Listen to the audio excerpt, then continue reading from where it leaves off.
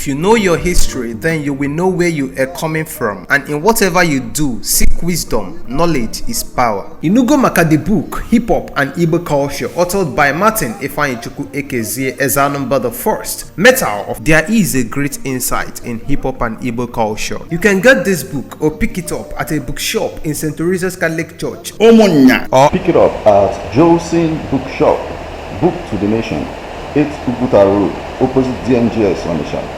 Call 080-3338-2643 or 080-3791-7242. Go to www.amazon.com, search for Hip Hop and Igbo Culture by Martin Ifeanyichukwu Ekezie. For further information on how to get this book, please call 080-3916-7049 or you WhatsApp 080-6579-6599.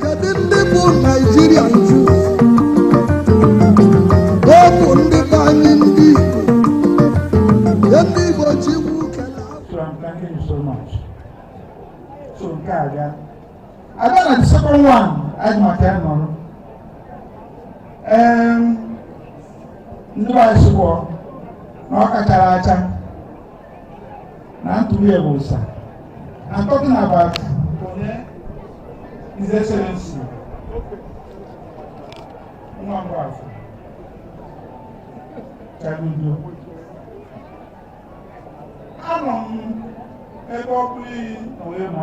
I know this road.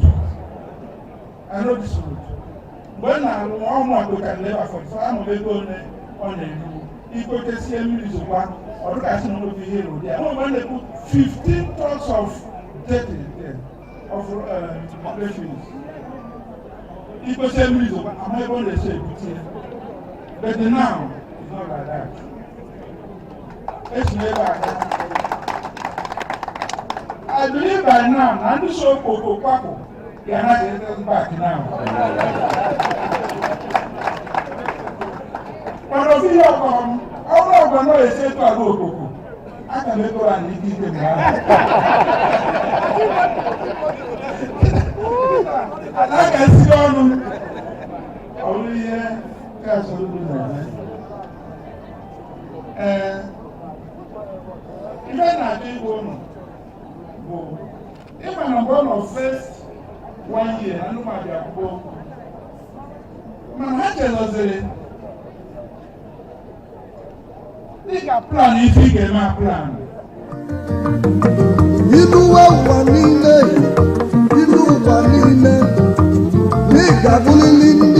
If you know your history, then you will know where you are coming from, and in whatever you do, seek wisdom. Knowledge is power. Inugo maka the book Hip Hop and Igbo Culture, authored by Martin Ifeanyichukwu Ekezie as Anambra the First. Metal of There is a great insight in hip hop and Igbo culture. You can get this book or pick it up at a bookshop in St. Teresa's Catholic Church, Omonya, or pick it up at Endorsing Gov Chukwuma Book to the Nation, 8 Uguta Road, opposite DMGS Onitsha. Call 080-3338-2643 or 080-3791-7242. Go to www.amazon.com, search for Hip Hop and Igbo Culture by Martin Ifeanyichukwu Ekezie. For further information on how to get this book, please call 080-3916-7049 or you WhatsApp 080-6579-6599.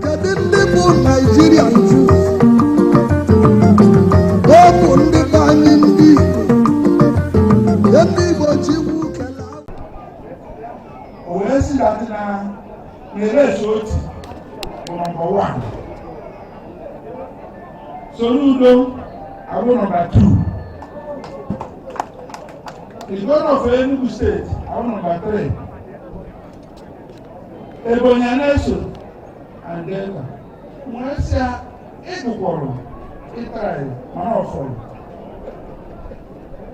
No, we just only go to number 1.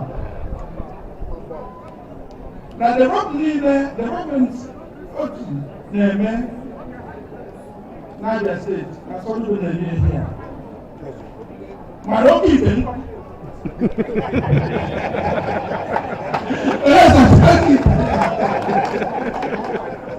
because ihe ndị ọkaikpe na-eme ọ metụta mụ na ụnụ ụfọdụ na-afekt ụmụ anyị nwatakịrị dị 18 years high school ọ na-eje ebe n'ọkaikpe ebe a kasị ụlọ wee bịa na mkpọrọgwụ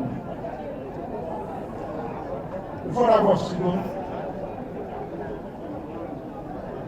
and ọkaikpe a na-emefa ha fọrọ onye amị ha echiri egboba bịa because everybody na-egbo amaghị ihe so when the tap box ife police chiri egbo because ihe oyibo na-arụ o ji eme ihe ndị a mana kịta ma ndị na-eyi eyi ma ndị na-eyi ibe onye nọ ọsọ mgbe na-asị onwe na-aza akọmajida mgbe si na Soludo si na akọmajida so na that 4 years ọ ga-arụ tọpịa ọwụkara oke tinyere mee constitution mgbe ahụ na ojebe anọdụ tenọ anyị nenekwazi maka ebe the can work in the bush nke a jiri n'aka anyị amaghị reverend fada naba ma otu ebe na be mana nke a jiri onye na-eme anyị ọfụma ka ya bụrụ ebe ahụ eso na steeti of Africa but I'm not because na mba Africa I'm because of ife nna-afụ ife na-akọrụtụrụ anyị na ntụtụ na be anyị na-awụ ihu nke na ebe kwesịrị ebe obodo dị iche iche so m na-enyezi the speaker ọ bịazie ọ bịa ka ihe ndọsara anyị bụ gọvanọ for second term so bịa ka iwu maka otu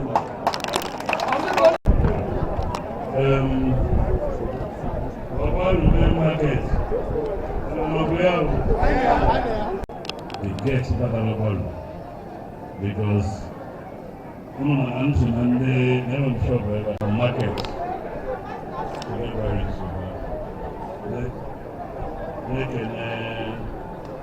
The mayor of Mayor Prince,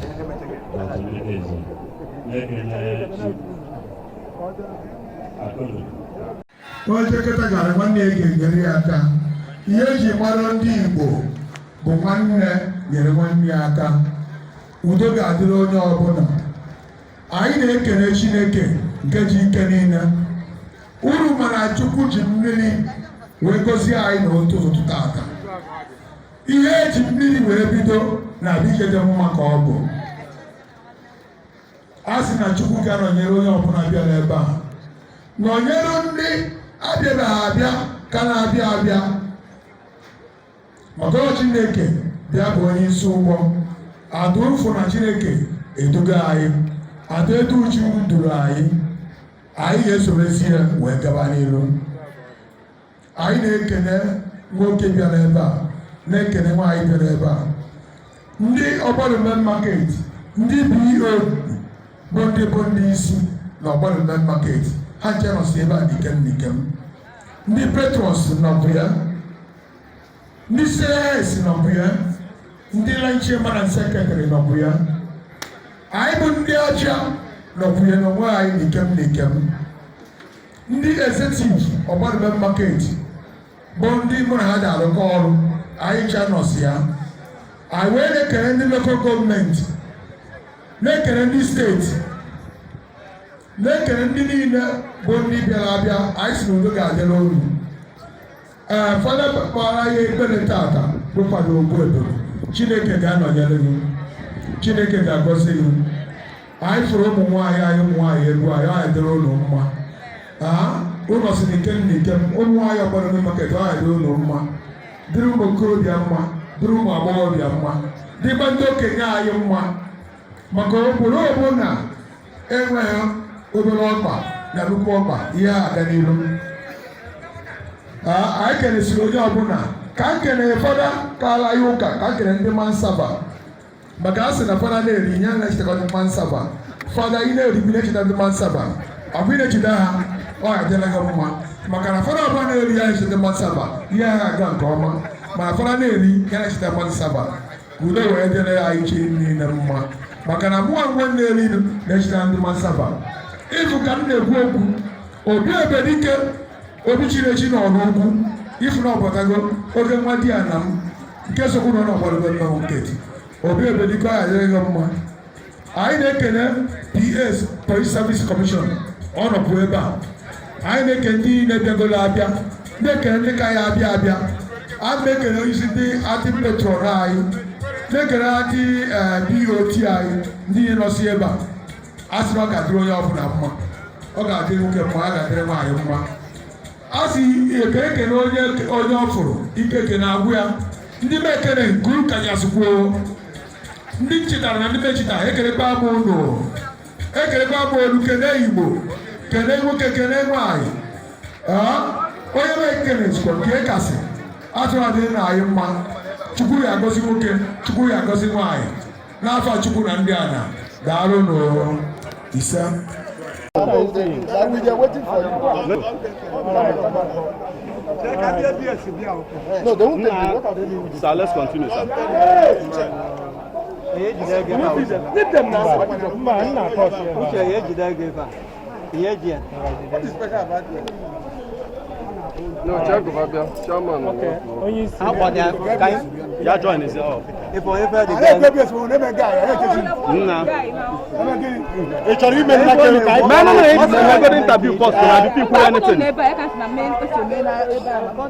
Let's do it now.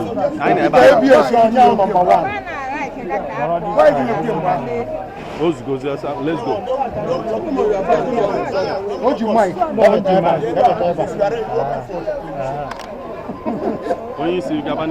All right. I feel na email anniversary na Ogbaru relief market the 40 years. Kedu ihe bụ the major aim of this anniversary? But I don't tell me how to handle it.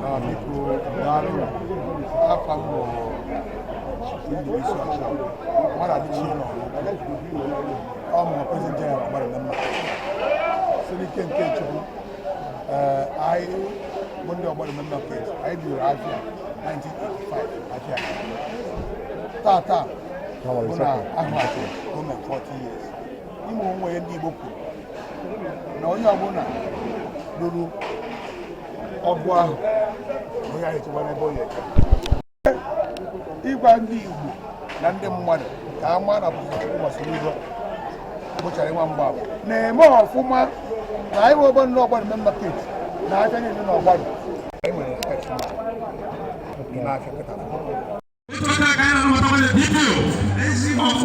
Police Division. We are talking about CSP. My chief, you're not supposed to be there. People arrange these seats to be well arranged. My DPO, this is your position. You're supposed to be in the front seat.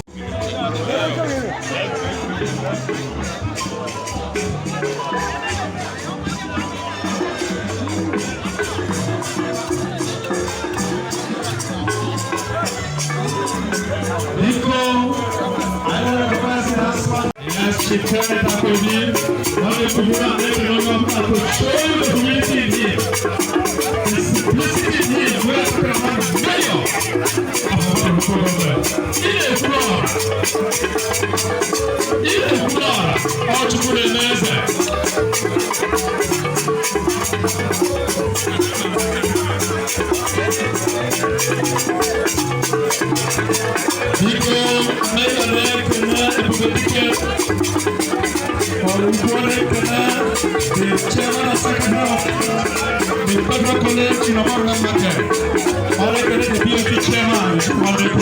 My mayor, my DPO, I don't want can be no acting chairman BOT, Imafia, or Bazia Oji, Imana Piroju, Darun.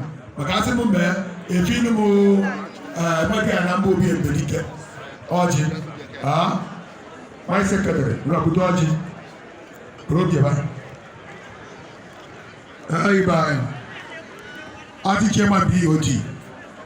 aya poji aya hand ya oji over imaza kesi emoji kisu emeya obebe dikenya Police Service Commission PA ya ngere speaker ngero mayor imazika yesu ebe baya kesi abia maka ngwere ya biri oji abo mwatakare na dalon the President General of Government Market. I ain't can you it my fan there. Afia, when I see you day one now. In America, I need a war of a return of time. Thank you very much.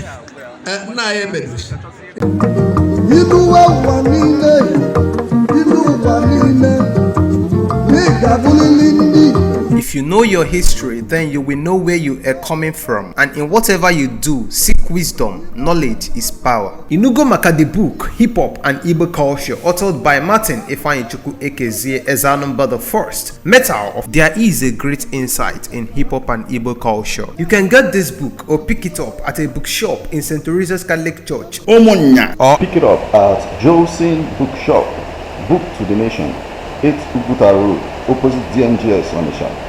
Call 08033382643 or 08037917242. Go to www.amazon.com, search for Hip Hop and Igbo Culture by Martin Ifeanyichukwu Ekezie. For further information on how to get this book, please call 08039167049 or you WhatsApp 08065796599.